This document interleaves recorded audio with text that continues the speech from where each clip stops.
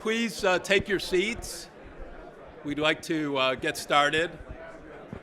We're running a bit late because I think there's been a lot of transportation delays. I know folks had trouble coming in from New York.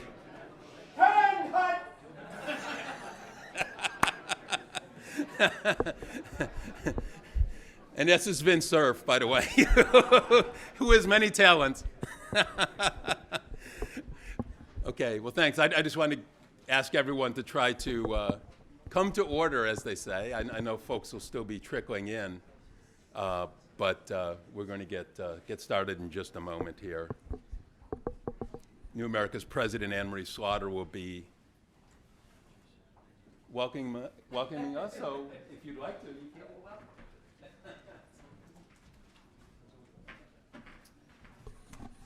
Good morning. I'm Anne-Marie Slaughter, and I'm the President and CEO of New America. We are excited to have this event. In fact, I have to tell you that this is normally my New York day, but at Michael's request and because of my own commitment to this subject, I stayed in D.C. Of course, now I realize I couldn't have gotten to New York because it's in a blizzard, but so this is the next 3 billion. How do we bring the next 3 billion people online? And all of you, or many of you, are part of that effort. One of the sort of core approaches is the Global Connect Initiative, from the joint venture between the State Department and the World Bank. And we'll be hearing from them later today. Their goal is to have an additional 1.5 billion people online by 2020. That's a lot, and 2020 is coming fast.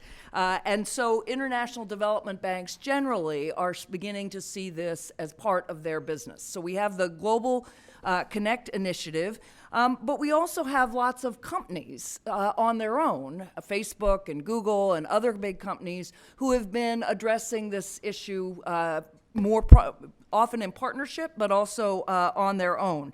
And so today we'll hear from the State Department, we'll hear from the Inter-American Development Bank, we'll hear from representatives from a number of these companies, and we'll think about, and this is critical, how these efforts can operate in parallel, not in conflict, and actually in ways that we can build synergies. I mean, this is a ginormous goal, but one that is concrete enough that you can measure it and you can achieve it. So we've got a long day. I have to, before I introduce our first speaker, who will introduce our second speaker and plunge in, I do simply have to call out Vince Cerf, who doesn't want to be called out. He doesn't need any introduction in this audience, but we are thrilled that you are here. So.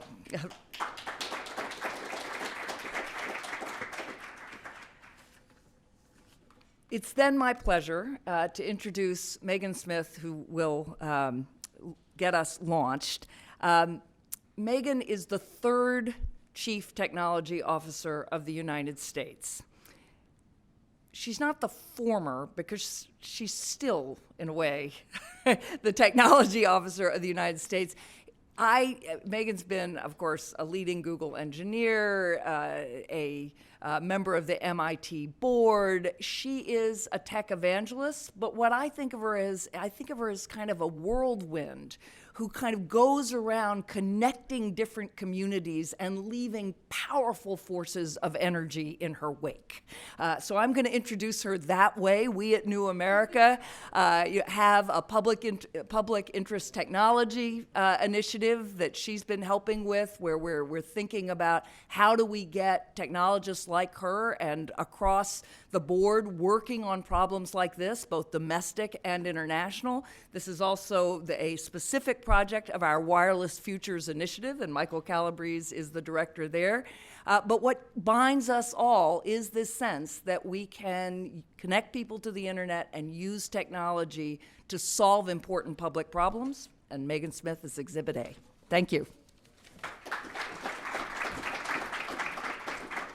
Hello. It's so great to be with you guys. I just really quickly, Who's here from industry? Just kind of raise your hand. Just shout out some names. Come on. Who's great? Okay. I heard lots of Google. What else we got? Varian. Good. More Google. Yeah? A couple more. Say it again. Awesome. Any other industry? Microsoft. Equinix. Cool. Who's here from the government side? Like people who are in federal, state, local, yeah, or tribal? Yeah. Jacksonville's very Department of State. State. Any others?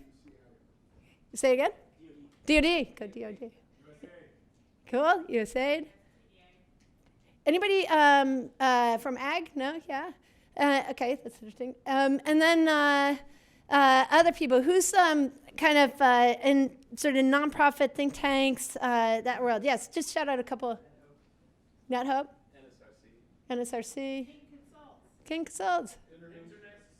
Internet Society. We love you. Yeah. What? Wave. The One Campaign. Internews. Okay, so people who are here on your own, like engineers who are here on your own, people, startups, other things, academics, yeah. Messon Group? Most sustainable, scalable social enterprises in the world. Cool. Most sustainable, scalable social enterprises in the world. I love that. Yeah. Okay, so academics, universities, yeah. Yeah. What? Pennsylvania. And some Princeton. Yeah, there it is. So what other sectors, any other sectors I left out? Anybody say? You know, just it's in the mix of all of us that we're going to figure this out. You know, we talked about a lot about these all hands on deck initiatives. And the ones when we really move fast are often when we face a grave challenge. And I just wanted to put up this slide. It's from our kids' third grade classroom, and it's my favorite expression for children and for all of us. In effort, there's joy. Right? Because when we do this work, especially this is the most extraordinary service work. Because if you think about it, we have 7 billion extraordinarily talented people. When we were in Afghanistan once, one of the security guys said that every time they came into Kandahar, this kid would run out of his house and lie on the roof. And he thought, he's like, what, does this kid love airplanes? What is his story? So one time they happened to be nearby that house, and he just went by and saw the kid, and he found out the kid was running out of his house to lie on top of the solar panel so it wouldn't break. So it's him and Malala and all these, the kids on Rubbish Mountain who have, in her book, she talks about the kids on Rubbish Mountain have cell phones. Right? So how could they go to school while they're picking up trash and doing that, right? They could do that because we have extraordinary things like Vi Hart, one of the best math teachers in the world, who teaches you the Fibonacci sequence using nature and fast talk and fun. She's like the Daily Show of math. You know, and it's so cool, and all of a sudden you know your world, and you love science and tech, and you start to do that, and maybe you start to invent things with things on Rubbish Mountain. And you found companies, and you do things straight out of there, because the talent of the world will solve all the problems. So the way to fix all the problems is include everyone. If we include everyone, we can fix everything. And there are a few bad actors, and maybe we have to figure out how to help them. And we might even invent things for the bad actors who have mental health and substance abuse issues, and we won't fill our prisons with them, which is not the best place for them to be, right? Think through solutions. So I wanted to hit a couple examples really quickly with you guys of ways that we're doing that when we get massively cross-functional. And, you know, after Pearl Harbor, the U.S. rebuilt the Pacific Fleet. And if you go to the Marin Shipyards Museum, which is a small little part of where the Army Corps of Engineers has the Bay Model in Sausalito, there's photos that speak to you. It's so cross-functional. It's everyone from U.S. Steel and the other Bechtel who show up with their powerhouse skills, like the industry talent and the techies who are here, our founders like Vint and others. The techies showed up. And everybody else showed up, the operators, everyone who knew things, and everyone learned very quickly how to do this stuff. And they built a ship in 33 days, a naval ship, 7 bays in a row. So we can do anything when we decide to do it together, and we're very inclusive. So we did this summary event called Frontiers, and I just threw it up here because the opportunities to work on so many things. We did personal and medical, local, smart cities, smart communities, justice, get everyone a job. Why don't we, if we can make a car drive itself, we can use the same AI data science to get everyone a job they love. So national and AI and data science, global climate change work, interplanetary. One of my favorite moments of thinking about including talent was on stage when this woman from Blue Origin, Jeff Bezos, is amazing space company, like SpaceX and these things who are commercializing. She said, we're in Seattle, my husband works at Boeing. So I'm working on rockets, he's on planes, and my son and daughter were talking, and my son said to my daughter, no, girls work on rockets, boys work on airplanes. Really? So, how are we going to unlock all the talent, the girls, the boys, every person, every age, and really be able to play on this stuff? Then Dalai Lama wrote this New York Times article. I encourage you to read it. We were at the Open Government Partnership meetings in Cape Town, and Mo Ibrahim, amazing pioneer in connectivity, said, this stuff that's going on with the elections, it was right after Brexit, this feeling of not included in the economy is going to happen all over the planet in every election. Because people want to feel useful and included. And if you boil down the elections that are going on, there's a feeling of, am I in the game? I'm part of the South by Southwest crew. I feel like I'm in this room. I feel like the future's here, whether I'm an artist or a techie or whatever, or I'm really nervous. And as we move into the automation future, we did the work with the president on AI, it's going to get harder. And so what we want is everyone to feel their creativity, including the kids on Rubbish Mountain, and want to work on all those amazing things and belong and serve each other in the way that humans love to do. And so the Sustainable Development Goals, I hope this is the new high school curriculum, that we just solve this. The Angry Birds were doing a hackathon with us, and they said, what if you had billion-dollar school, and instead of biology and math and English and whatever and boring industrial classes, you just come in and maybe the third grader's problem for the year is clean water. And if you have to run on clean water together, you have to learn some biology and some English and some history and some behavior, right? So how do we think about it differently? One of the things that we did with the UN was we said, instead of thinking, how can we get more cross-functional with the planet? You guys are about to launch the SDGs. So we said, let's have a solution summit. And we said, how about we just put up a webpage and we say, anybody on the planet happen to have any solutions in progress for this stuff we're about to say are our most important goals? In such a brilliant, comprehensive way that the United Nations led us to do, the SDGs. How cool are they as a framing piece? And the Global Connect initiative is in the middle of that, right? Connect everyone. And so we just put up a page, UN said, what do you got, world? And in 2 weeks, simple web form, over 800 current things that are happening, solutions in progress, were submitted to have the opportunity to speak for 3 minutes in a fast lightning talk 1 hour after ratification. They came from 100 countries. Awesome. And I just want to share a couple. This is a team that's using drones to rapidly fire about this high seed pods into the ground and plant 1 billion trees a year. What a cool idea for reforestation. This is a guy who's using the blockchain because he's a University of Michigan student. He and his roommate, he's from Ghana. And on his house, it says, this house is not for sale. And so he wants to use the blockchain to use for real estate and know what houses are actually for sale so people don't sell houses out from under each other. This is the African Prison Project. Some folks in Uganda are just teaching law, the justice goal, just teaching law in prison because 90% of prisoners in Uganda have no representation. So thousands of people are literally getting themselves out of prison. There was a woman who got herself off of death row from her cell and changed the law. So all around people are doing great things. This is one of my favorite indigenous folks in the Amazon region. You guys know makerspaces? Do people know makerspaces? Yeah, a couple of people. Imagine you were in your high school and you could take the art room, the shop room, the home ec room, maybe a little bit of the lab, and throw all those tools together. And then instead of walking in and being told what to do, people are like, what do you want to make today? And then you just make stuff. And look at these kids. They're running off the dock into a makerspace. These are bio-informed, exceptional humans who know a lot about their environment in the Amazon. What would they make with 3D printers?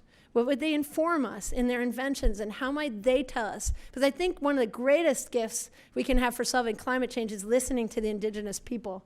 So this is happening all over the planet, and you can see one part of the world has fab labs. See all those dots across the world? They're in Afghanistan, they're everywhere.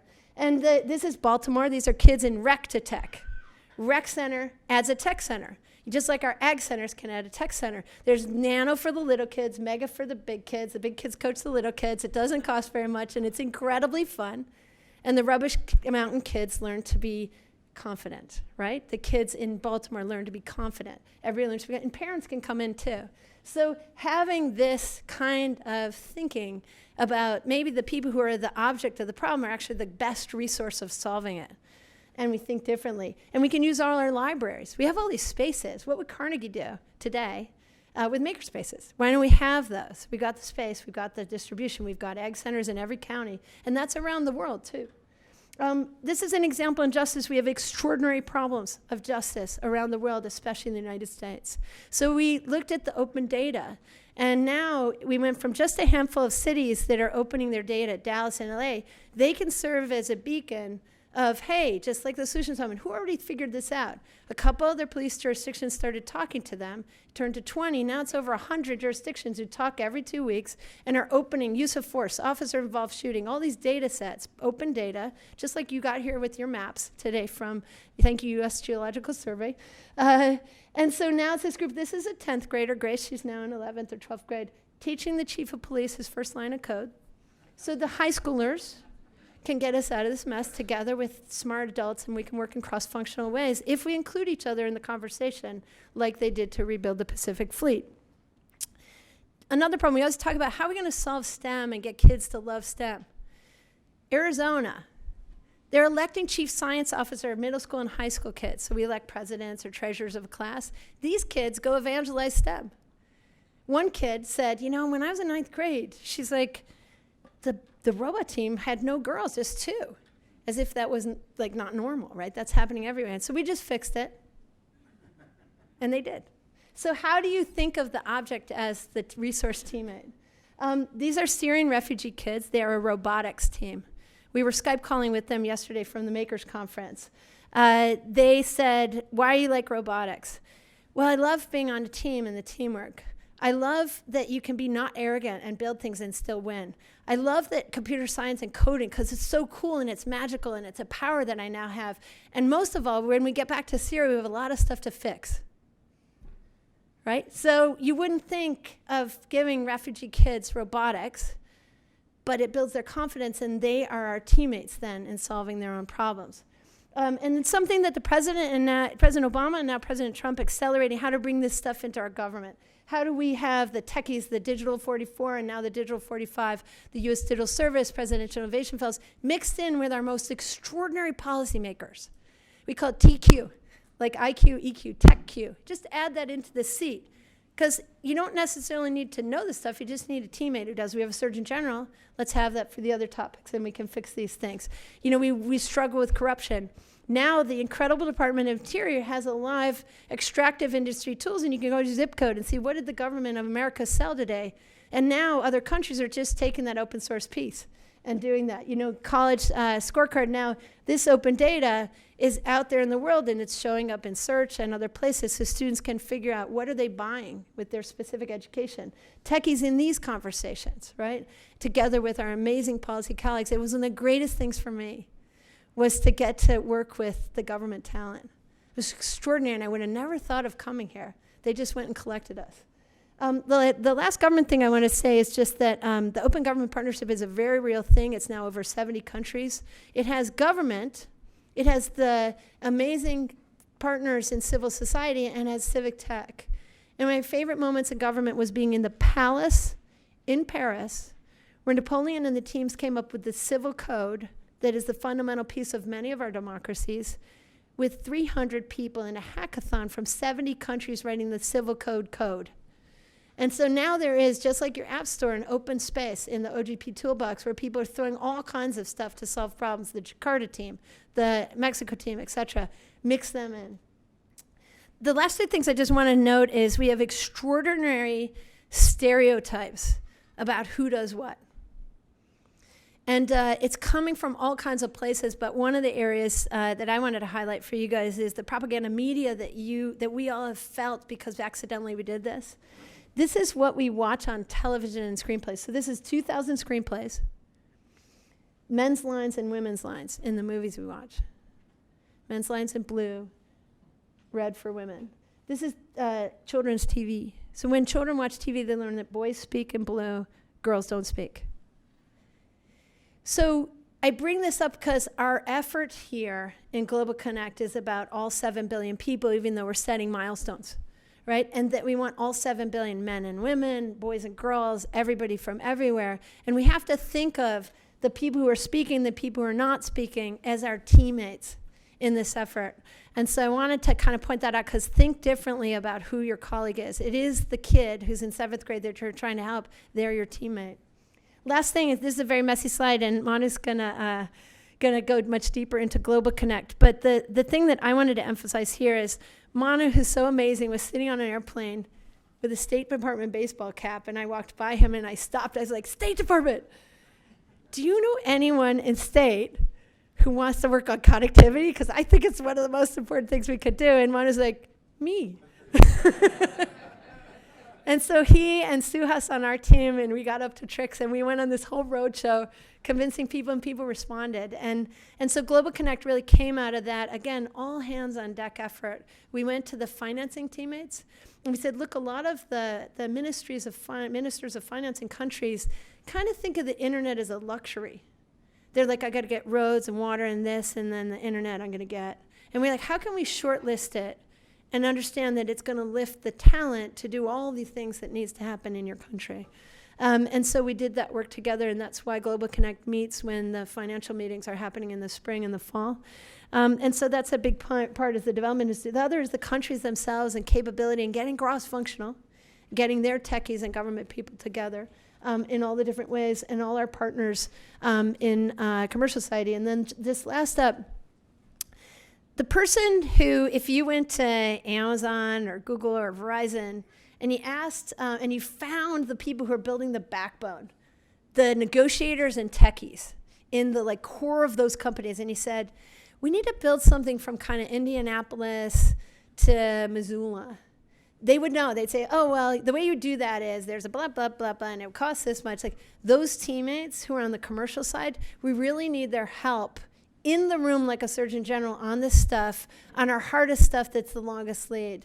And we did a sprint around tribal connectivity, 500 plus tribes that are just not online. And they came up with a brilliant structure of like the backhaul that we would do. And they came up with a nonprofit called an international tribal carrier that we might make to make that happen. And then each of the tribes would do, just like in the beginning of the internet when each of the universities got a POP, and we figured out that, the Eisenhower Freeway or the trains, and then people can figure out their own town.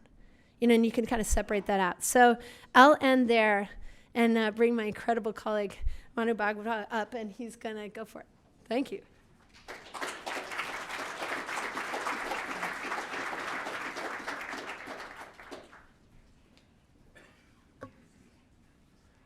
I just want to thank Michael and New America and Anne-Marie for hosting this really terrific event, to really think and reflect about all that we were able to achieve these last 16, 17 months with the Global Connect effort, and then also realize what a bright future this initiative has at the State Department and what that means for the world. The Global Connect initiative is literally only 17 months old. We launched it when the Sustainable Development Agenda was adopted in New York. And you could tell that we were on fire. We were joined by Jim Kim of the World Bank, the president of Estonia, president of Tanzania, broadband commissioners that represented countries from all over the world, leading tech CEOs.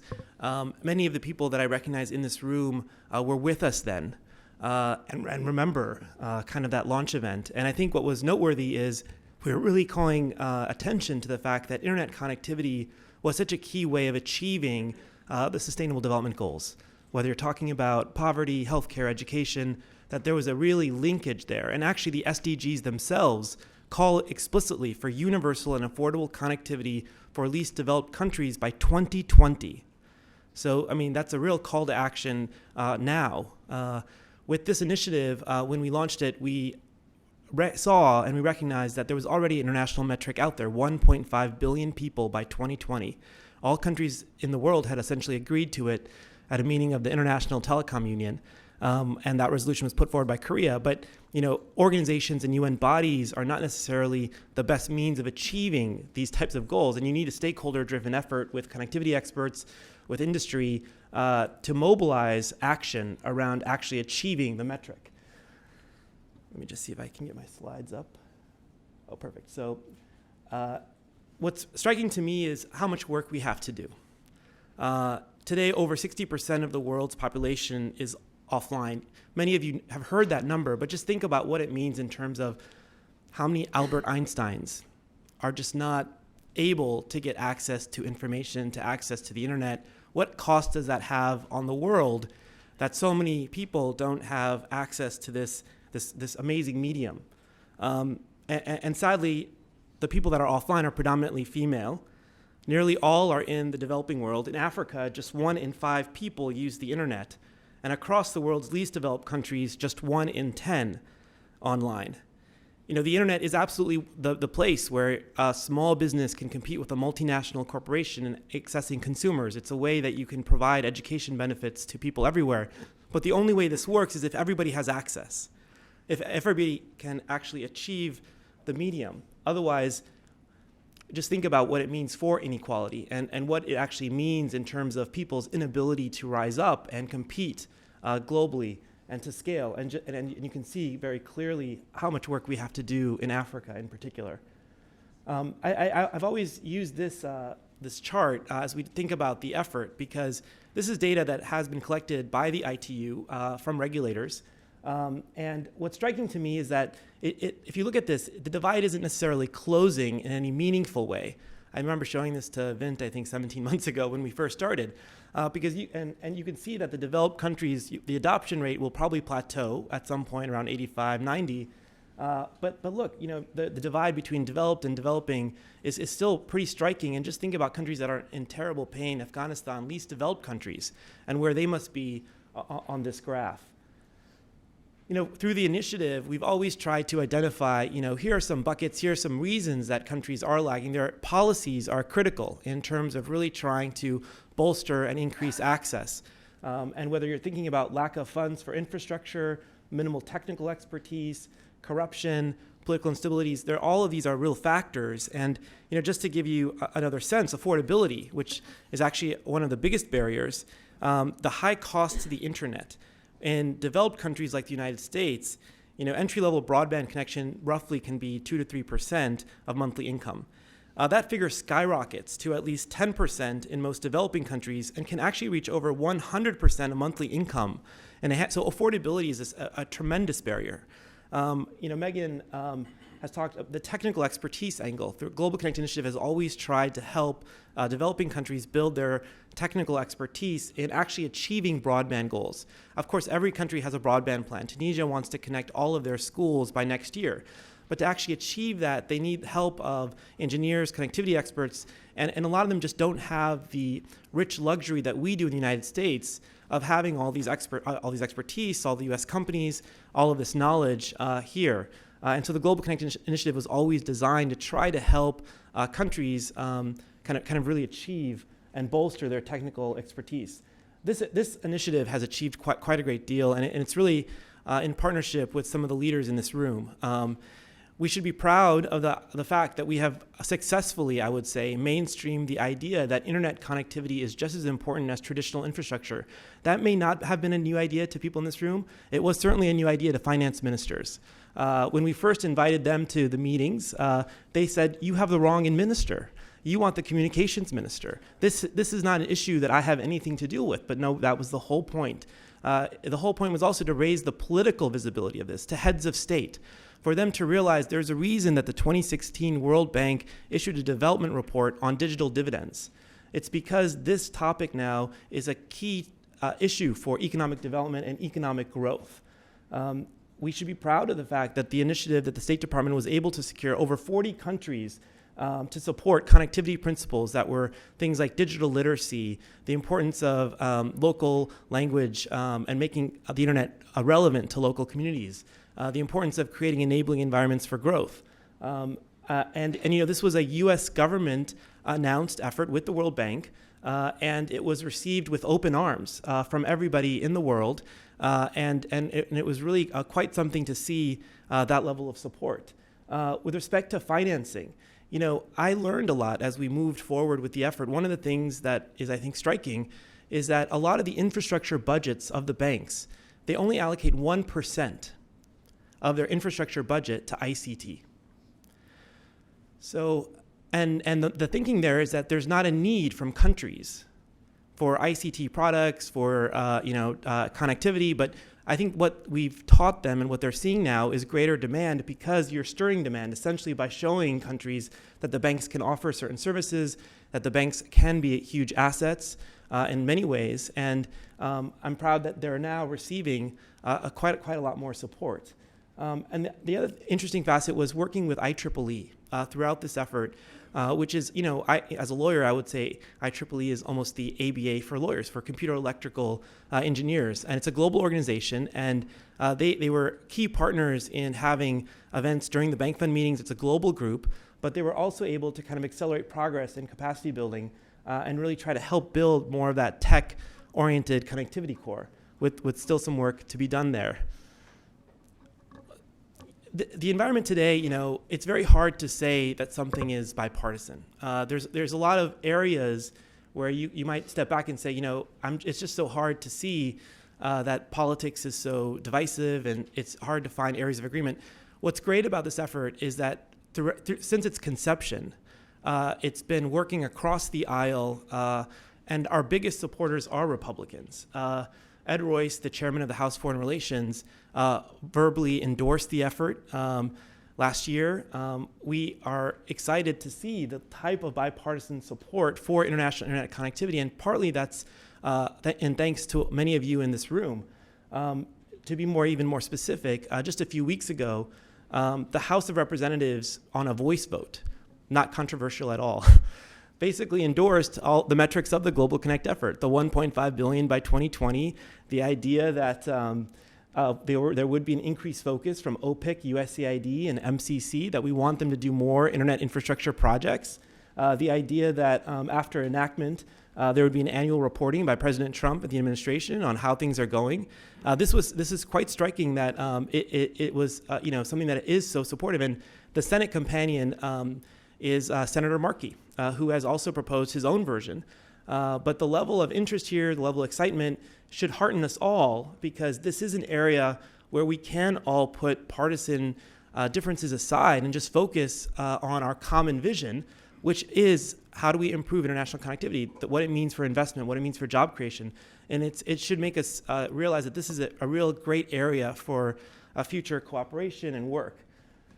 So, the question is, what should we be doing now? What should stakeholders do now? And how should we be thinking about our next steps? I think it's absolutely critical for us to seize the moment, encourage the U.S. Government, encourage all of our partners to continue making domestic and international connectivity a foreign policy and domestic policy priority. And I think what we'll find is a lot of receptivity. Whether it's realizing, the educational benefits, the job benefits, the investment benefits, that applies both domestically here in the United States as well as abroad. And I think it's important that the Global Connect program proceed, and it should proceed without significant alteration, whether it's thinking about the financing piece and how we work with the MDBs, or thinking about the technical expertise. There are certain functions that were fulfilled with the initiative, and I think it's now incumbent upon all stakeholders to think about how do we make sure there's no void going forward. One was, I think, a very effective clearinghouse effort, where we essentially listed every single connectivity effort that was being done by governments, by industry, by NGOs. In April, when we had our event with Kerry and Kim and finance ministers, you literally had 65 efforts valued at over $20 billion. And so everybody in industry or in a developing country could literally see what is being done out there, how do we support, and it would also catalyze. But that was something that was not being done until we did it. The convener central hub concept, the U.S. government has amazing convening authority, and so does IEEE, and so does the World Bank. But really trying to ensure that we are able to convene these key players, key partners, every single bank fund, April, October. IEEE is fully committed to hosting these events for the next year plus. We have an opportunity to be thinking strategically in April, which is just 2 months away, about how do we want to frame the agenda, the discussions, and really maybe even pass the baton to new leaders, new players, in thinking about carrying forward the effort. The annual report on progress, the State Department issued a report on January 19th that literally detailed all the different efforts, all of the different issues with financing, partnerships, what they were doing to broaden support. These annual reports, I think, are really helpful to take stock, to measure progress, and perhaps they could even be improved upon as we move forward. And I think, elevating the political visibility of the topic, I think, is really critical. One of the countries where we had the most success in actually delivering a real project was a country where the president was personally engaged herself in talking with the regulator and trying to open up the market, making it more competitive. But that was only really possible because of her, I think, her personal interest, and also the company that was behind the effort was also showing a real high level of commitment. And then this connectivity core of experts, it's so important for them to be leading this effort as we create these digital strategies for countries and helping them really think about their next steps. I think I really want to just say that, give you some feedback that I've gotten as I close from key players and as we think about next steps. Many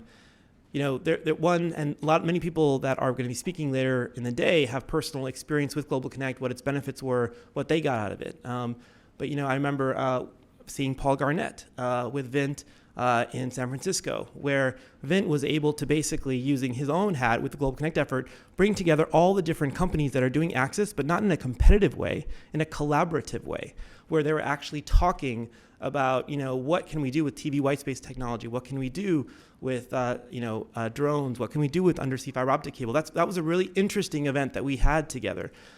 With Marian of Google. When we had the Spring Bank Fund, she talked very passionately about how the Global Connect platform was really useful because it was a way to interact with the technical community, with the industry folks, really develop partnerships that might not have been possible otherwise. When it was Kevin Martin of Facebook, he publicly said that he met a number of companies for the first time at one of our Global Connect stakeholders events, which really yielded tangible results. And then my good friend Antonio from the Inter-American Development Bank, who many of you know and has been a leader in providing connectivity work there, talked quite passionately about how having a political supporters, political surrogate, talk to the president of the banks about how important connectivity was, really helped open up his own ICT portfolio in really meaningful ways. So I think we have a lot more work to do together. I'm really grateful for New America's continued interest and leadership in this space. And I'll be here with a lot of our other stakeholders and friends throughout the day. Thank you. Thank you. Thanks, Manu. And just to clarify, I'm sure you've picked up that Manu left the State Department just a couple weeks ago, January 20th, roughly. And as it says in the, hopefully everybody picked up, there's a handout with bios. He's joining MasterCard as a vice president in MasterCard Center for Inclusive Growth. There's still, for folks in the back, there's still scattered seats around. So, don't be shy to come up and just, sit anywhere. It's at least 10 seats. And I also just want to, so we're starting this session on local approaches to advancing Global Connect and getting to at least this goal of 1.5 billion. Although in titling this event, we're even more optimistic of trying to think about the next 3 billion, because as you get deeper and deeper into the emerging markets, it gets harder and harder. So we want to think about the global approaches, which will be our second session after lunch. So I'm going to introduce the moderator, but one thing I want to mention, so that you can be thinking about this during this session, is at the end where we normally say, ask the audience, for questions. of the panelists. If you can also think about, and this was Megan Smith's idea, offers and asks. So I know many of you are directly involved in this world, or could be. You have resources. So think about what you could, and you don't have to sign in a dotted line today, but think about what you could offer to this effort, to any of these folks, either who are speaking or others who are here, or if you're in this world and you have asks, what would they be? Like, what do you, badly need to make things happen? Because we've heard sad stories about connectivity that just was right on the edge, but didn't happen because something was missing, a fiber connection or permission to do this, or a changed regulation. So Kim Hart will moderate. We have 4 presentations, 5 to 10 minutes, and then a panel discussion and your asks and offers at the end. Kim has a new position at a new publication. I think most of you know who she is. She's technology editor at Axios, which is new, and she came also very recently, left the FCC, where she was the press secretary to the chairman, Tom Wheeler. Kim?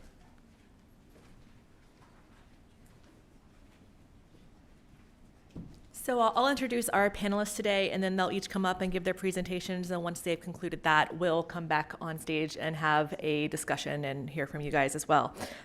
First, we'll hear from Steve Song. He's the Senior Research Associate of the Network Startup Research Center. And then Vanu Bose, he's President and CEO of Vanu Inc. Christopher Yu, he's the founding director of One World Connected and also professor at the University of Pennsylvania Law School. And Dave Wright, he's the director of Regulatory Affairs and Network Standards at Ruckus Wireless. So I believe we'll start with Steve.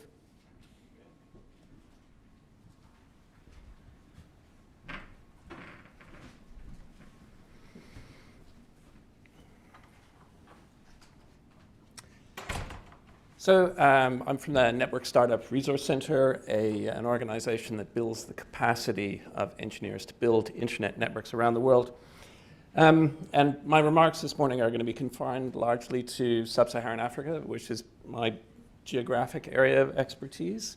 Now, if I were to tell you that mobile technologies have transformed the world, particularly in the global south, I'm sure some eyes would roll up in the audience, sort of tell me something new. But I think what's interesting about mobile technologies is how long it took for their impact to be recognized. The first mobile networks in sub-Saharan Africa were rolled out, I think the first was in South Africa in 1994. But it wasn't until more than 10 years later that the publications like The Economist began to recognize just that the social and economic transformative potential of this technology. And what I want to suggest to you this morning is that, in fact, there's another technology that is going to have a similar kind of tectonic impact on access, and that is fiber optic infrastructure. Only 8 years ago, the first high-capacity undersea cable found its way down the east coast of Africa, the Seacom cable, followed within a very short time by more than a dozen undersea cables, with more than 6 new cables planned in the next couple of years. That investment has spurred a massive, triggered investment in terrestrial infrastructure to the point where there is hardly a country on the continent that doesn't have a national terrestrial fiber backbone. And the impact of that is to put tremendous pressure on the end of that bridge. And it's unlocked potential for all kinds of new access approaches. Fiber to the home in urban centers, but most importantly, opening up wireless access. And that, in turn, has put tremendous pressure on regulators who control access to that wireless spectrum in order to take advantage of this massive potential. Fiber optic infrastructure is the deepwater port of the internet. When you're on fiber, you're only milliseconds away from the living, beating heart of the internet. So this is new, and somehow we need to unlock this potential by unlocking wireless access. But unfortunately, the traditional models for unlocking wireless spectrum aren't really working that well in the global south, because spectrum auctions, which may generate millions or billions of dollars in costs for operators, those costs are borne by those operators and are ultimately passed on to consumers. And if we're talking about access of ARPUs of less than $3, this actually may not be the best model. In addition, regulators are struggling because the pace of change of technology now is completely eclipsing their ability to regulate effectively. And the best illustration of this that I know of is in 2006, an agreement among African countries to engage in the digital switchover, the move from analog terrestrial broadcasting to digital terrestrial broadcasting, a move that entirely made sense at the time in 2006, and they planned for 2015 for it to be complete. Well, we're in 2017 now, and less than half of the countries that committed to this transition have completed it. And that's not new. That's fairly normal. Spectrum, refarming and that sort of thing takes that sort of time. But what's interesting is the things that didn't exist in 2006. This device didn't exist in 2006, the smartphone. Streaming media in its current form didn't exist in 2006. Tablets, and in fact, the interesting confluence of tablets, phones, and streaming media. So an entire industry of broadcast, has come into a multi-million-dollar industry in the time of this process. So clearly, we need to do something different. And I think what regulators need to do now is to diversify their approaches to access to decrease their risk and increase the opportunities for access to flourish. So embracing unlicensed spectrum, embracing dynamic spectrum, such as TV widespec technologies that can create massive upside potential with very, very low risk for regulators. And indeed, setting aside spectrum for rural access that can also make way for new technologies. So just talking about Wi-Fi for a minute, this is an old chart. This is from 2012, and it was pretty cool then because it showed that over 80% of mobile data traffic actually travels over Wi-Fi networks, not over mobile networks. Now you might be thinking, oh, well, yes, but that's Europe, that's North America, this is not really relevant. Well, let me show you news from 2016 in sub-Saharan Africa. The Seychelles. An ISP is committed to making Seychelles a Wi-Fi nation. This is Rock Telecom in Kampala, partnering with Google's Project Link, their fiber project there. They have rolled out in the last 2 years over 500 hotspots. They sell a coupon, it's called a Rock Spot. It's 1,000 shillings for 24 hours of unlimited access. 1,000 shillings is 27 cents. The government of Kenya is committed to rolling out Wi-Fi across its counties. Project Sizwe in Shwani in South Africa has rolled out vast amounts of Wi-Fi infrastructure in both townships and urban centers alike. Similarly in Johannesburg, this is Bofinet in Botswana, the fiber operator there that is committed to Wi-Fi rollouts domestically. Kenya, libraries are offering free access to Wi-Fi. This is a new startup in Kenya that is covering the entirety of the township of Kibera with Wi-Fi access at similar kinds of prices. Not just governments and businesses, gas stations, city buses in Cape Town offering Wi-Fi. So, and the reason this is happening is because it can.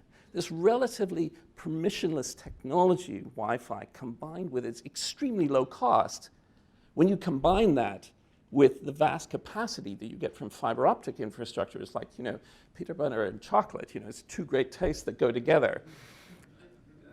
But it's not limited to that. The same kind of innovations in manufacturing and technology is actually opening up innovation elsewhere. So the same kinds of technology are now enabling GSM base stations that cost tens of thousands of dollars instead of hundreds of thousands of dollars.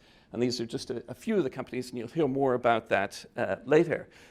The challenge here is that it's not unlicensed. They're working with licensed spectrum, and this innovation that's happening here is thwarted by the fact that it's very, very hard for these companies to actually get started in countries where there's no access to spectrum.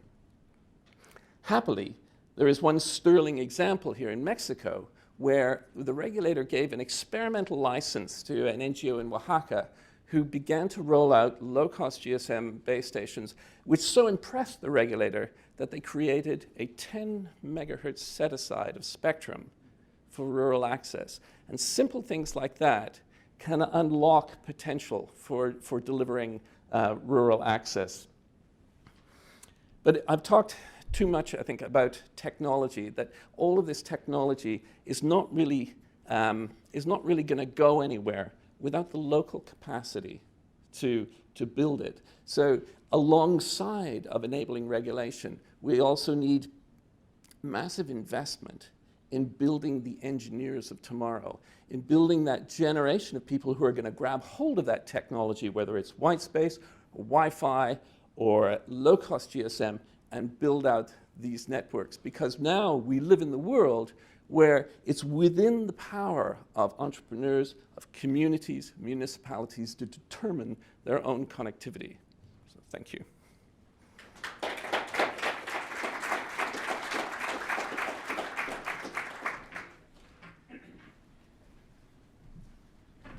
Well, thank you, Steve. It turns out to be a great lead into what I'm going to talk about.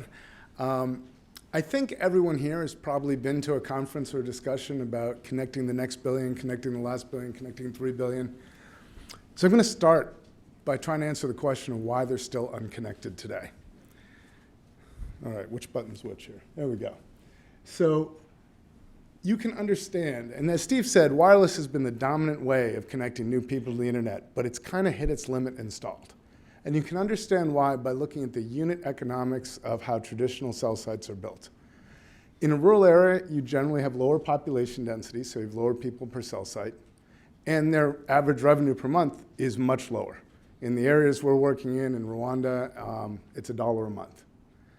But it gets even worse, because these are typically off-grid areas, so a cell site has to run on diesel.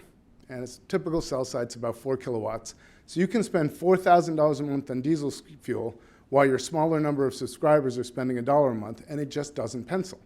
So, it's a rational economic decision for the carriers not to build there. And the message, if one message you leave here today, I want to emphasize that the problem is not capital, not CapEx, it's OpEx. So if your revenue is less than your expenses, you don't make money. There's no ROI, it's infinite. Economics 101. Yeah, but look at how a lot of governments and philanthropic organizations try to help this problem. USF funds will say, I'm going to build 300 cell sites in rural Zambia, one example I know about, and give them to the operators. And they say, you got a free network. And they're like, thank you, but no thank you, because the day I turn it on, I start losing money. So the challenge that we've taken on is how do you flip that OpEx equation around so that these sites can make money? Then we can talk about what the ROI is on the capital. And we've achieved this by combining, by combining technology and business model innovation in 3 ways. First was we had to get off diesel, right? It's expensive. It's also the highest theft item at sites, which increases your security costs. And it's an environmental disaster. In fact, there's a nice study done in rural Africa that showed you burn more diesel bringing diesel to a rural African site than you do at the site. So the environmental impact is 2x. So people have tried to build large solar fields, large battery fields to support cell sites. But at 4 kilowatts, it's just not practical or cost effective. We took a different approach. We said we're going to re-engineer everything at the cell site with the goal of minimizing power. Our entire cell site takes 90 watts of power. Now 90 watts, it's a light bulb. You can run off solar and battery. At 90 watts, you don't need a whole lot of battery to go 24 hours without sun. So the whole thing becomes much more cost effective. So we got rid of the big cost of diesel. Number 2 was the traditional model is every carrier builds their own network. Well, if everyone has to build their own network in rural, nobody's going to amortize it. So we created a wholesale model where we build and run a whole cellular network, including a switch, but we have no subscribers. We strike deals with the carriers, so when their subscribers come onto our network, they pay us a few pennies for every minute or megabyte they use. And the carriers have no cost in building or running that network. Now, when I say created, we actually, so to strike an agreement with a carrier, you have to be a GSMA carrier member. we didn't qualify. We didn't have subscribers, we didn't have spectrum. To their credit, we worked with GSMA. They created a new carrier class for wholesale so we could become members and strike agreements with carriers. Wholesale not only has the advantage of one network for multiple subscriber bases, but you've eliminated all the retail costs of the business. We don't have stores, phone subsidies, support, so you can run a very, very streamlined business. Now, the third piece is my favorite because I think it's a global demographic that's true everywhere. We've looked at it in the rural US and Africa and India. In rural areas, people tend to live in small towns or villages or otherwise within a couple kilometers of some road. That's not a highway, it's not even a paved road where we're building in Rwanda. It's a dirt road, you might call it more of a path, but everybody needs access. So we realized, wait, if we cover the roads in 2 kilometers on either side of the road, we're gonna cover all the places that people live, work, and commute, and that's what you really care about. Then when I realized, wait a minute, we only wanna go 2 kilometers from a cell site. I don't need a 300-foot tower with 4 kilowatts of power. I can do something that most of the people in the industry still think is crazy. I can cover rural with small cells. Carriers think of small cells as urban infill and in-building, and rural as big boomer cells. And we flipped it around and said, no, I'm trying to cover these 2-kilometer radiuses so I can do it with small cells. I need less land. My tower is less reinforced because it's not as high. Nice thing about wireless, to double your distance, you have to square the energy. We win by the square root by shrinking it, so we reduce power that way. It's a complete win. You combine these 3 things, solar, wholesale, and small cell, and our economics are 10x better. And we are building a network now in Rwanda where the ARPU is $1, and we believe we can be profitable there. So one comment about the market and the people there. So if you look at this demographic of how many people own smartphones, how many have 2G phones, how many don't have a phone, the dominant in these areas is 2G phones. And this is overall. I guarantee you all those smartphones are in the big cities. And so the people there have 2G phones. So we're all talking about building the information superhighway, whether it's Wi-Fi or 4G or some form of rating internet down from the sky. But what we're very focused on, we have to connect the devices that people have today. And their first experience with the internet is going to be on a 2G cell phone. And if that's not good or useful, we may not step them up to the information superhighway. It'll be a harder path. So 2G networks are the on-ramp to this information superhighway, and we have to build that well and make it work for people to enable them to move up. Now, I know we're talking about global here. I want to emphasize America is part of the globe. And thanks to Kim's former boss, we have some great statistics about rural America. There are 23 million people in rural America without broadband today. The second stat is the most disturbing. 47% of the nation's students lack the FCC broadband requirement. In case you can't do math this early in the morning, that's less than 100 kilobits per student. 47% of the students in the country. So our first network that we built was actually in rural Vermont in areas where there's no connectivity. And one success is, as you see, we have 9 carriers using the network, both US and Canadian. So there's parts of 9 subscriber bases amortizing that cost to that one network. The reason I want to bring this up is A, it's a problem, but I find this one much harder than our Africa work. There's not as much there are $1 billion social impact funds trying to do stuff in Africa. Much, much less in the rural US. Same problem. And as Megan mentioned, we're having this divide between the needed and the not needed. That's only bigger unless we fix this problem. And we need to fix this problem to bring people together and improve people. So reason I put this slide in, it was our first prototype network that validated all the concepts, but it's important and we have to focus on it as well. A couple data points for you. Now, I put them on telephone poles in Vermont. My total capital per pole installed, $12K. My monthly operational costs, because we use creative backhaul and low energy, is $135 a month. At $135 a month, I ought to be able to make money. And anyone who's interested, happy to talk to you more about this afterwards. Now, this is a really big effort. So we needed to build one of these in Africa to prove the model, because with our 3 aspects, which are totally different than networks are built, it was really hard to raise private capital. So we got someone to fund a network in Rwanda for the purpose of, I said, look, if I can prove the economics, we can expand across Africa and India and cover those billion people. Very happy to say our network went live 2 weeks ago. Our first carrier on board is Airtel. We are building, by the end of the year, we will finish 376 small cell sites in rural Rwanda, covering 1 million people who have no connectivity today, where the ARPU is $1. And we think, fingers crossed, that the network can be profitable, and then we can move up. And what we're doing is we're doing 2G and Wi-Fi, and the Wi-Fi is free with advertising. I consider the Wi-Fi an experiment.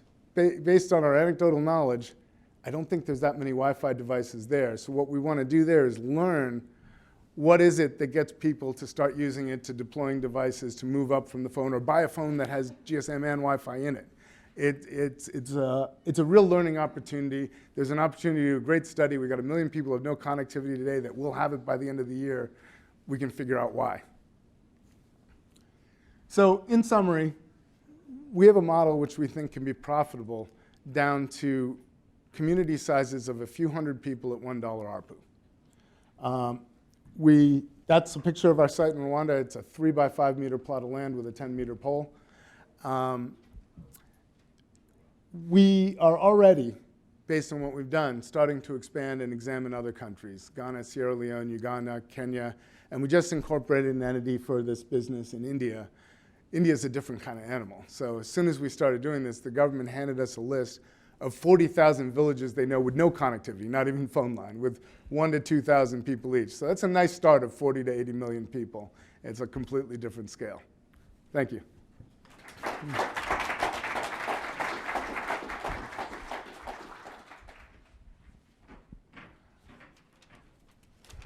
Well, thank you to New America and Michael for making this all possible.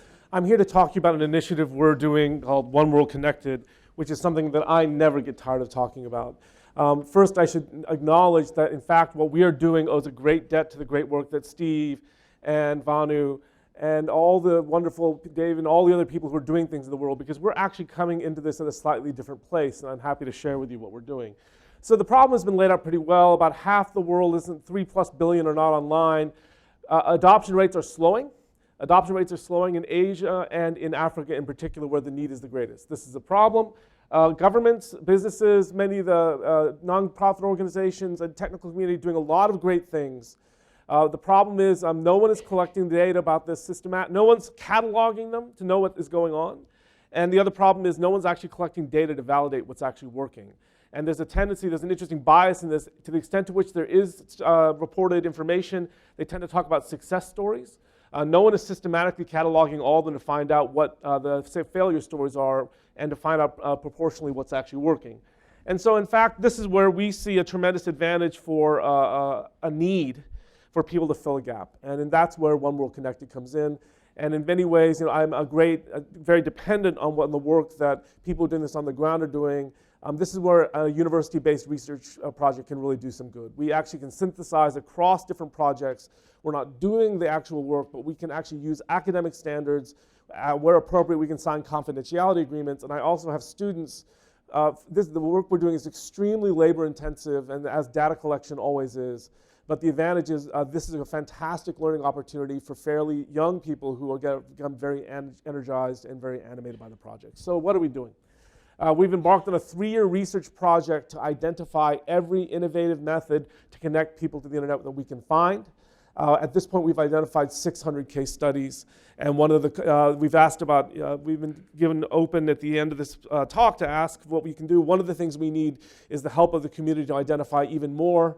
Sort of a two-edged sword from our standpoint, which is we're creating more work for ourselves, but this is the kind of work we're really eager to do.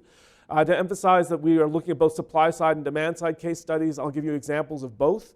What we've learned is, yes, availability and cost are issues, but in Brazil, China, India, and actually US and the EU, we're discovering that the biggest issues are more about the relevance and the digital literacy issues. In other words, you could build great networks, you could make them cheap, but unless we solve the relevance and digital literacy issues, if you build it, they won't come. And in fact, what we're doing is then we're going to actually try to synthesize these and to turn this massive, well, people have told me just the catalog itself is already proving extremely useful to people doing work. They can find out in Rwanda who is doing what, and this becomes a major important step. The key for us is to actually develop a consistent set of metrics that can be applicable across all projects to talk about cost effectiveness. And part of it's just connectivity and cost, but part of it also is quality of connectivity. What kind of bandwidth will the technology support? And for us, the key question that both Steve and Vanu have already hinted at, sustainability and scalability are critical. Because there's a lot of efforts being funded by USO funding, by corporate social responsibility funding. That's important, that's helpful. It's not going to get us to $3 billion. And so we're actually looking for the underlying OpEx business models to try to find out what's going to actually work and what's going to scale. The kicker that we're really working on now, and this is those who've heard this talk before, is we are actually deep into the process of validating the data we're putting out. We've got a model survey instrument which we're now running by people and dummying up. But the key for us is to turn it not just in connectivity for its own sake, but to turn it into outcome metrics in terms of health, in terms of education, in terms of economic growth. And this is where we're having to tie in with not just the communications ministers and the connectivity and internet community. These are problems that have been facing the development community generally, and to try to understand what metrics we can get on healthcare. For example, the most prevalent metrics we have are maternal mortality and infant mortality. And we need these at the community level because we're really collecting data not at the national level, but at the project by project level. We have to validate how, in fact, the connection between those measures which we can see to make sure we're not the person looking for their keys under the light post because that's where the light is, but actually make sure we understand how they tie into things we care about and what the time scale for measurement and to try to figure out all these things.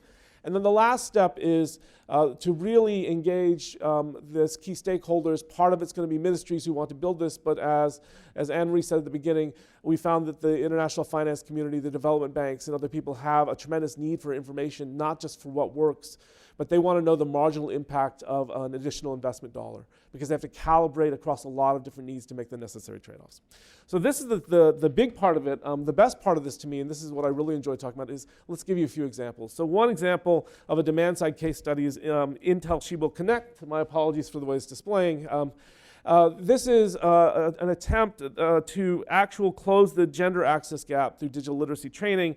They actually have deployed this not just in teaching centers, but also have modules so you can do it by hand in your own devices to the extent to which that's possible. One of the things we're doing, we talk about digital literacy training. When you scratch on this, you find that digital literacy training comes in a lot of flavors. There's a lot of different aspects, and to find out which ones are actually working is helpful. What's fascinating to me is they're actually doing it not just as training, but they're creating tools so they can maintain networks after their training, and in terms of building this demand-side community building and capacity building so that entrepreneurs can talk with other entrepreneurs after they've been trained to develop those kinds of connections. And what we found is that right now this initiative has trained 150,000 women, and in fact that there's a wonderful video online that I'm happy to share with you where a woman tells her personal story about how she's created in the local marketplace an entrepreneurial business of hair braiding set up next to her mother's agricultural stand.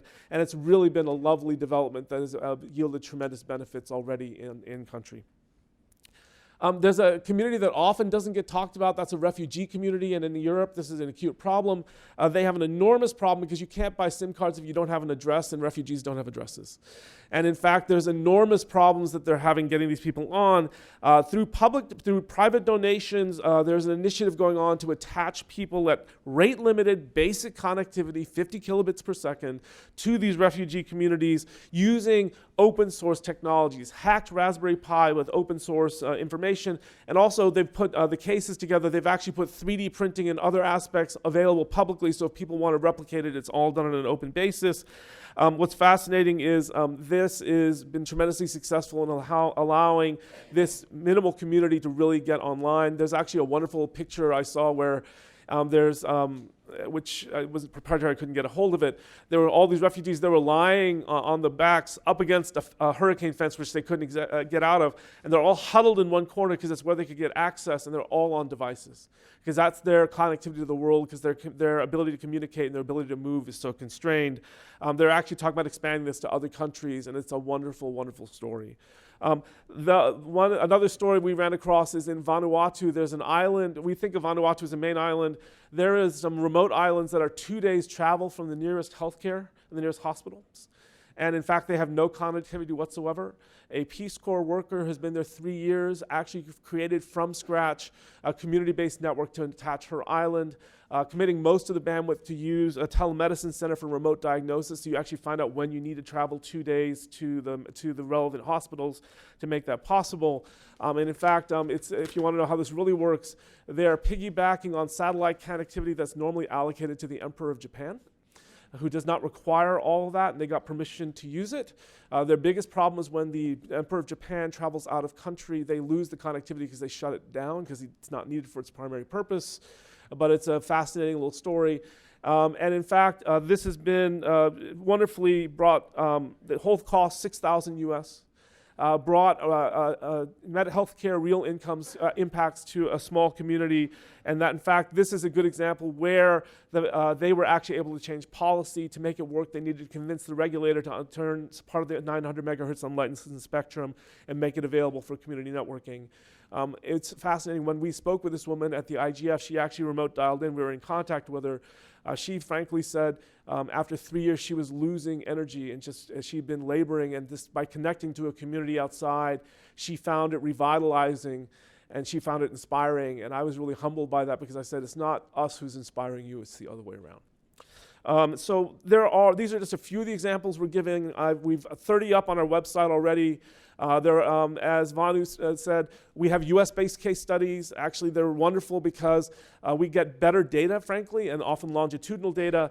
But for the challenges that Steve and other people have identified, in the US, the problem is not lack of technical expertise, it's not lack of capital, and not functioning capital markets. It's just some of these areas just are hard to serve. We have another project, we have projects in Europe, Scottish Highlands, very hard to serve, just very hyper-rural, and these are fantastic opportunities to look at. I'm happy to talk to you more about them as we go. The Ask, we have a mailing list that's through a dynamic coalition through the Internet Governance Forum. We invite you to join it. We really would invite you to give us any data you have or identify more case studies. That is something we'd like to crowdsource, and there is a crowdsource tool on the webpage.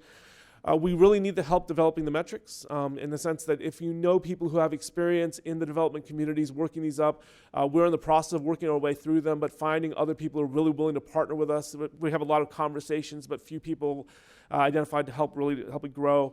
Something I forgot to put on here, we're actually looking for more research staff. We're looking at hiring at least 2 more young sort of researchers who are going to pound their way through the case studies and the interviews to make it happen, and we're looking for a communications person, because we're going to spin out blog posts about everything that we can find.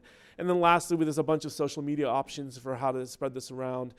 This is really a venture that a lot of people supported. We're very grateful for Manu's involvement. He mentions IEEE, World Bank, World Economic Forum.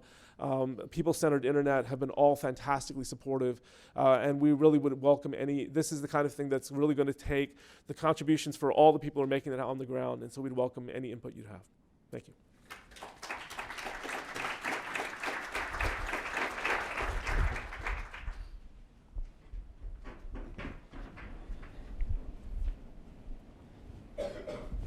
Good morning.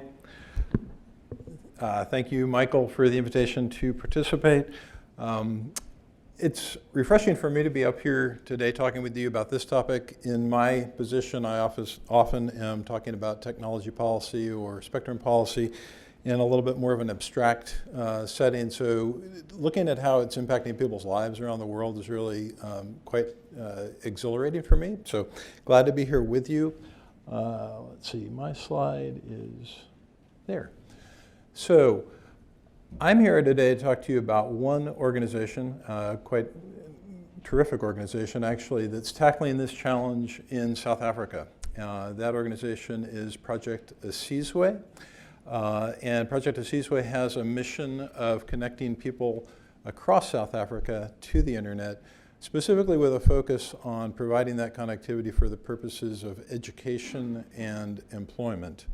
And Ruckus's role in that is we're one of their key technology providers. We provide the Wi-Fi access network for Project Asiswe. So we're quite honored to partner with them in that way. And if you don't know, which I'm going to be surprised if too many of you do know, Asiswe is a Xhosa word, and it means tribe, people, or nation, which is really quite appropriate because what they're seeking to do is to build and then strengthen community via connectivity by bringing people online. So looking a little bit at just the situation in South Africa, I know we're looking to bring 1.5 or as a stretch goal 3 billion people online. I think that's fabulous. About 35 million of those people are in South Africa. And I would say they've made great strides over the last couple of decades in terms of bringing basic rights for each citizen to a base level allocation for electricity and water. But the truth of the matter is that internet connectivity remains out of reach of most of these people. As I think Vanu and Steve both alluded to in their presentations, and Manu earlier, the economics of the traditional cellular industry just really don't meet the needs of these folks. So one calculation is that for about a gigabit cellular data plan, you'd be looking at 12 to 15% of the disposable income at the minimum wage, which is where a good portion of these people are operating. So I think somebody earlier said that in the developed world, that's maybe 2 to 3% disposable. Here we're talking 12 to 15, which is just totally out of reach.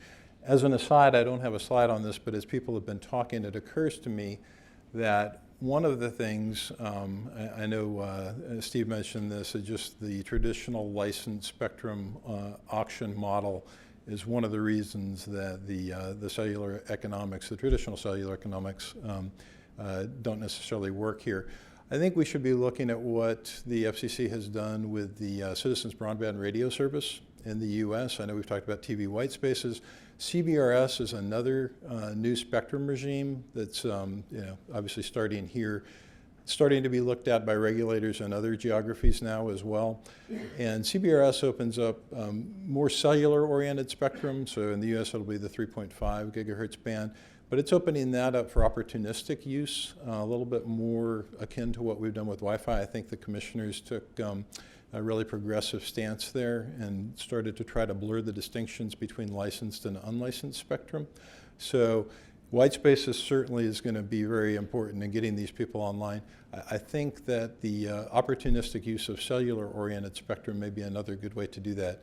CBRS also supports the wholesale model that Vanu was talking about. So a neutral host provider can build a network, and then different mobile operators can sort of bring their subscribers onto that footprint. And the economics just become much more viable in the developing world. So that's sort of some of the reality in South Africa, 35 million people.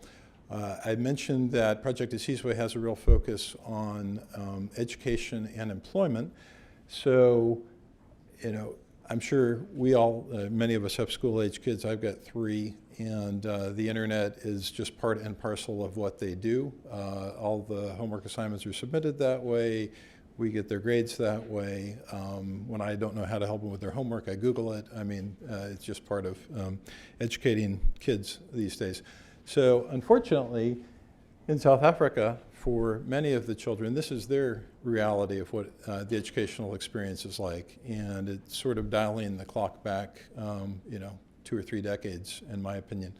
Many of us probably did walk to school, but lack of textbooks, certainly lack of access to online content, just the ability to educate yourself online these days. I mean, this isn't just a K through 12 education issue. I mean, this is sort of a lifelong education issue in my mind. If I can't figure out how to do something around the house or on one of my cars, the first thing I do is go on YouTube and do a search. And usually I can find somebody who's taken the time to record a video on how to do that. These people don't have that opportunity. So this is education. For employment, same thing. It's dialing the clock back a couple of decades. Imagine what it was like when you applied for your last job. If it was any time, again, in the last couple of decades, it probably involved email communication, doing your research online, submitting your resume or CV that way, perhaps doing conference calls or teleconferences, even for interviews. And what about just researching the organization that you're applying to? So, all of that goes away if you don't have internet connectivity, which is where these folks are. So what's Project Asiswe doing about this? They have a goal that every citizen should be within walking distance of free Wi-Fi. Steve mentioned them during his overview of some of the projects in Africa. And so they started in the city of Chouane, which is in the Gauteng province. They've now taken the model to actually over 8 provinces in South Africa, so it's expanding rapidly. They started in a 2013 timeframe, and in that 3 years, they've built out now over 1,000 what they call free internet zones. And these are typically in conjunction with an educational institution or a community center. They'll put up a Wi-Fi access point and then the backhaul assets to it. Typically fiber. They've got some infrastructure partners that they're working with who are providing the fiber and the bandwidth on that. I think Steve made a very pertinent point about the fiber build out that has happened across Africa as those undersea cables have gone around the continent. And there is a good amount of fiber capacity that's available, so they've tapped into that with some of their partners. We're also working with like Liquid Telecom, who's doing fiber throughout Kenya and a few other countries in Africa as well. So the model is that this is free internet. It started out at 250 megabyte limit per device per day. They've upped that now recently to 500 megabytes. And it's rate limited to 15 megabits downlink and then a megabit on the uplink. That 500 megabyte cap, though, is waived for what's considered local community generated content. So they have actually television programming that they're now distributing across the network. That's not counted against this rate cap, nor is educational or other locally generated content. So the 500 is really more sort of general internet usage. The 2.6 million unique users, so again, in about 3 years' time, of that 35 million unconnected people in South Africa, they've been able to touch 2.6 million people. So I'm really encouraged by the progress that they have made. I won't worry about sessions, but then the other statistic that I think is worth noting is this 3.6 petabytes of traffic that has been carried over the network. So for those of you, I did the conversion here, so that's 3.6 million gigabytes. Again, if a gigabyte cellular data plan is consuming roughly 12 to 15% of somebody's income at the minimum wage, think of the people who've been able to connect to this and get on the internet for the first time in many cases, who never would have had that opportunity without this. And Vanu, I'm going to be very curious to see what you find in Rwanda with the Wi-Fi service that you're providing. I have a feeling people will come out of the woodwork, so to speak, with devices there. So yeah, that'll be good. It does take a coalition, I think, as Megan talked about earlier, with the World War II shipbuilding examples, when you had people rallying from all different sectors to make that happen and creating some amazing results. That's the same thing here. So at the heart of this, you've got Project Asiswe, which is a nonprofit, but then you've got close cooperation from government, specifically at the municipal level, although they're now also working at the regional and national levels. And then the infrastructure providers. So this wouldn't really work economically without some participation from Neotel and a couple of other bandwidth providers that they're working with. So it's really the confluence of those interests coming together that have made this happen. And they're looking at different models now. So Chouane was initially fully funded by the government for a 3-year period. There's been a change of administration at the municipal level, and they're starting to look at ways of potentially adapting that going forward. So one thought is they'll continue to be the basic 500 megabyte allocation per every citizen. But if people want to go above that, they may do like an ad-sponsored model. I think somebody mentioned that earlier. So there may be some corporate sponsors who would then give the citizen a right to consume data above the cap. So see how that evolves. I appreciated Chris's point about, we need some ways to quantify what success means here and what those metrics ought to be, and I think that's really admirable work, and I look forward to seeing some of that, not just to know what the successes are, but also where we are messing up and where we need to course correct. However, I also really enjoy the personal success stories that I see. So, with the Seasway, they have just a catalog of the lives that they have impacted.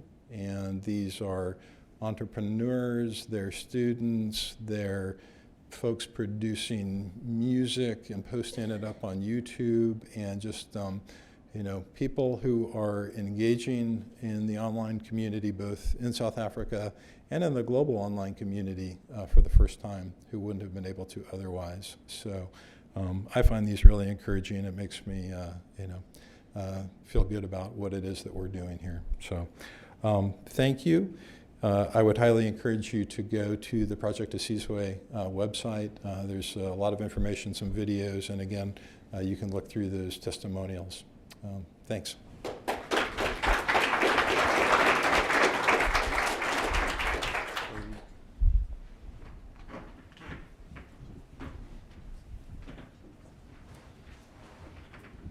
you, everyone, for the presentation. I know we're running a little bit behind, so we'll take 15 minutes or so to chat up here, and then we'll open it up to questions as well as offers and suggestions from the audience. A couple of you, maybe all of you, mentioned the success stories that you're trying to measure from this. And Chris and Vanu, we were talking backstage about one of the problems that you're all running into is it's easy in some ways to measure the connectivity and the success you're having that way. But it's harder to measure the impact that that connectivity is having on secondary effects such as healthcare, education, employment. And it's been very hard for you to find best practices for that, or people who have the expertise to be able to provide that kind of service for you as you guys are providing the technical backend and financial services. So what are some of the ways forward on that to help demonstrate the importance of these projects through their success? So I'm happy to start. It's Sure. One of the most, oddly enough, the most interesting focusing device has been the global commitment by countries to the Sustainable Development Goals that has activated countries at the highest levels of leadership to bring in other ministries that used to be thought of just as a communications ministry issue. And that has brought in healthcare ministries who've been studying issues such as turning the real outcome metrics into usable information for a very long time and bringing them into the internet connectivity debate. And so what we're finding is that focus, the gender equality issues, the education issues, all these things down the line of the SDGs, have activated communities that didn't think that they had any connection to broadband, and they're now here now. And they've been doing this for a long time, and they do it better than we do, frankly, and we need to tap into that. And Steve, you have something? Yeah, interesting. I think there's a broad assumption that there's great data on connectivity, but it's not actually true. We have been doing some work recently supported by USAID's Global Development Lab through FHI 360, looking at financing the last mile and looking at market assessments. And actually finding out what coverage looks like turns out to be quite challenging, because the data is all provided by the operators. And the coverage maps they provide, well, it's Marketing. Let's just say they're aspirational. So, for instance, in Uganda, the maps supplied by the operators to the GSMA indicate that there's greater than 97% 2G coverage. Now, in independent study done by consultants contracted by the regulator there, looking at tower coverage based on towers, suggests 81% coverage. And that amounts to a difference of nearly 6 million people. So validating that data becomes tremendously important. And I would argue that not only do we need good evaluation data, we actually need better raw data on connectivity, because when we talk about connecting everyone, then this data becomes absolutely critical. And all of your projects have a large component of wireless in the way of getting to people who are hard to reach, who are very rural. They're in small villages and towns that are not easily reached in a lot of cases, other than a path or so. Wireless can get the service so far, but does fiber have to be a big component of getting that service to the point where wireless can then be provided to serve the last mile? And where is that fiber going to come from? Where is that build out coming from, which is really the big CapEx As Steve mentioned, a lot of it is already there, at least in the urban areas and outside of it a little bit. So I can give you the examples from our two networks. So in Rwanda, they did a pretty good job of the urban areas, and all the national highways have fiber along them. So when we're in a remote area, maybe I have to go 50 or 100 miles through a wireless microwave link to where I can get to fiber. But that's okay. That's a viable solution, provided there aren't monopoly rents on the towers. And another example is in Vermont. They had a broadband stimulus fiber build, and it's tough terrain, valleys and mountains, but we can go wireless hops down the road until we hit a fiber point. And that's much better connectivity and much more cost effective than any other ways. So fiber doesn't have to be everywhere. It has to be within viable reach of a wireless last mile hop or middle mile hop. And in fact, they've actually, the default backfill for a lot of this is satellite backhaul, which is what you need to get the really remote areas to connect them on. It's not optimal. But one of the funny things is, people will say, oh, that doesn't work. Or in the US debate, we have a huge problem where people will say wireless, oh, it's fixed line or nothing, wireless doesn't count. This is where I think data helps a lot, which is I want to study that without a bias. Even within wireless, people say it has to be cellular, it can't be Wi-Fi. People will say community anchor institution connectivity through schools and libraries isn't meaningful. Our approach is really to take all of that without a preconception or a notion of which one's going to be successful, and let the data do the talking, because we really need to validate it. Because for these community anchor institutions, the alternative is not a 3G or 4G connection. Really, the alternative is no connectivity whatsoever. And figuring out what's viable in these different environments, wireless, I think, will prove itself out in an important way. But even where we see, for example, the Wi-Fi solutions, there's a great opportunity for where commercial paid cellular works out. Well, we don't have to spend the effort and the money. Well, we should understand where that exists too, and let the normal private providers fix that problem. And just to add one last piece on fiber, there is a lot of fiber optic infrastructure. However, the cost of that infrastructure to operators remains a critical barrier. And I think this relates to a point that Manu brought up earlier, is the notion that fiber is infrastructure. It's not a toll road, and it shouldn't be treated as a toll road. It should be treated the same way we treat investments in dams and roads and railways. We want as many people rolling over those that infrastructure, because that's what creates social and economic development.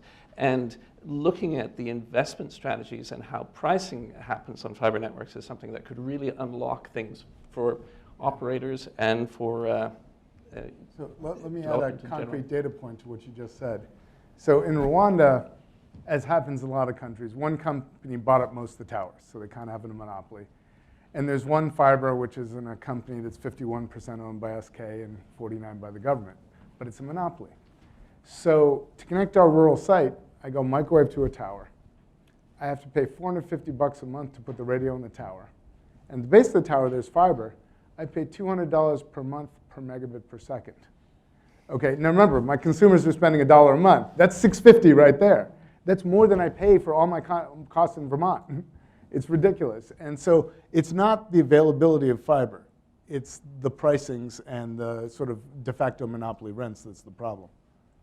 And Dave, you talked about Project Azizwe and premised on the idea that community hotspots are becoming a really effective way of making sure that connectivity gets to people where they are. Mm-hmm. How do you see that scaling over time, and where do you see the commercial operators playing into that strategy? Okay. Well, I definitely think that that's the model that has been most successful for Seasway, is putting the hotspots usually in conjunction with either the educational institutions in the community or just in a sort of social gathering spot. And so that's the model they have proven out.